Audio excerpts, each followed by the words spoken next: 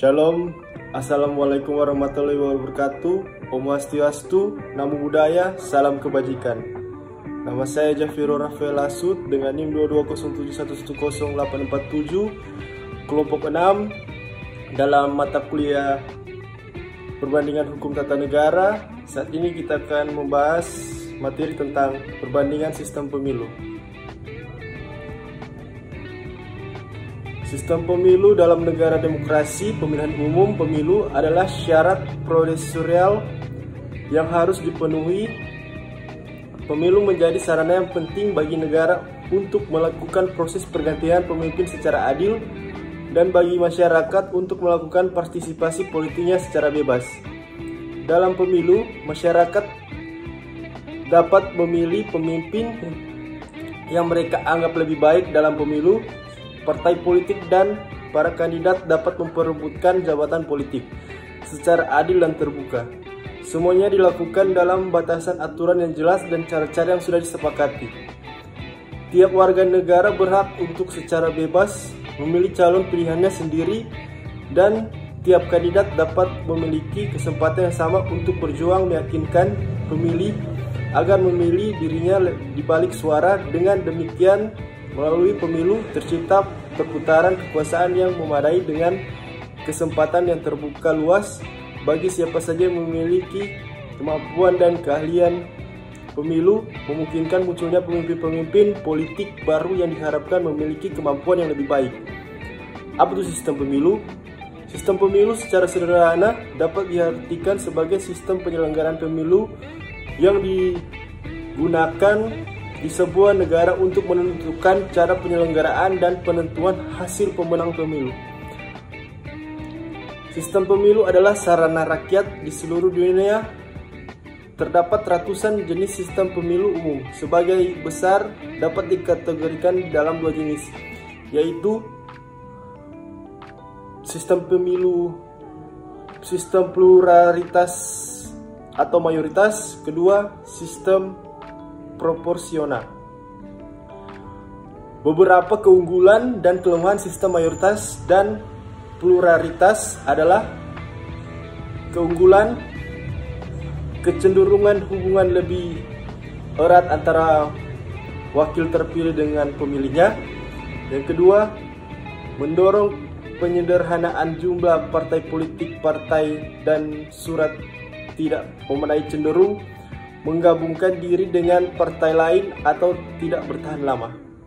Ketiga, mendorong kerjasama antara partai politik. Keempat, mendorong terciptanya hubungan eksekutif legislatif yang lebih seimbang dan memadai. Kelemahan yang pertama, kurang memperhatikan keterwakilan kelompok minoritas atau kelompok yang aksesnya ke proses politik terbatas. Yang kedua, partai dengan perolehan suara kecil tidak berkembang. Yang ketiga, kesempatan bagi calon perempuan untuk menang lebih kecil karena parpol lebih dikuasai laki-laki, lebih mendukung kandidat laki-laki. Ini karena kandidat laki-laki lebih dulu terjun ke politik, memiliki akses ke sumber daya lebih besar sehingga kecenderungannya untuk memenangkan suara banyak lebih besar pula. Beberapa keunggulan dan kelemahan sistem proporsional adalah: keunggulan yang pertama, membuka kesempatan lebih terwakilinya kelompok-kelompok minoritas dan bersifat lokal. Ini cocok untuk kondisi di Indonesia. Yang kedua, mengurangi jumlah suara hilang dalam proses perhitungan suara. Yang ketiga, lebih banyak wakil terpilih di satu daerah pemilihan, maka kemungkinan latar belakang calon terpilih lebih beragam dan demikian kesempatan lebih besar bagi perempuan untuk dapat terpilih. Kelemahannya, kemungkinan perolehan kursi yang lebih merata di antara partai-partai sehingga lebih banyak partai yang duduk di parlemen.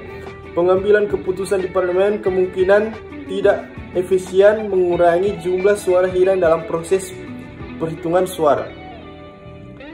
Yang kedua, mendorong terbentuknya pemerintah koalisi partai untuk membentuk kekuatan mayoritas dalam parlemen. Koalisi ini sering tidak stabil sehingga menyebabkan kemacetan dalam pembuatan kebijakan sebab kompromi harus dilakukan dengan lebih banyak partai. Kita memasuki sistem pemilu Indonesia. Sistem pemilu Indonesia, sistem pemilu dalam hal ini mengacu kepada sistem pemilih anggota DPR atau DPRD, pemilu 1955, pemilu-pemilu Orde Baru dan pemilu-pemilu reformasi.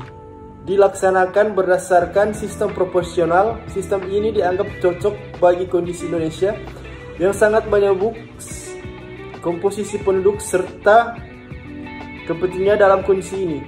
Sangat penting untuk menghasilkan suatu lembaga perwakilan yang dapat mewakili kepentingan pemilih secara lebih luas, yang merupakan keunggulan dari sistem pemilu proporsional. Pemilu 1955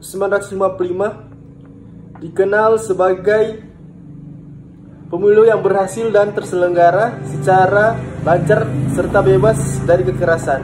Walaupun saat itu Indonesia belum memiliki pengalaman pemilu dan diliputi kemelut politik, sosial, dan ekonomi. Sementara itu, pemilu-pemilu Orde Baru dikenal sebagai pemilu-pemilu hasil rekayasa pemerintah untuk melestarikan kekuasaan dengan adanya lembaga bentuk pemerintah sebagai penyelenggara pemilu. Demikian hasil presentasi saya dari kelompok 6. Jika ada kesalahan kata ataupun bicara, mohon maaf. Sekian, terima kasih.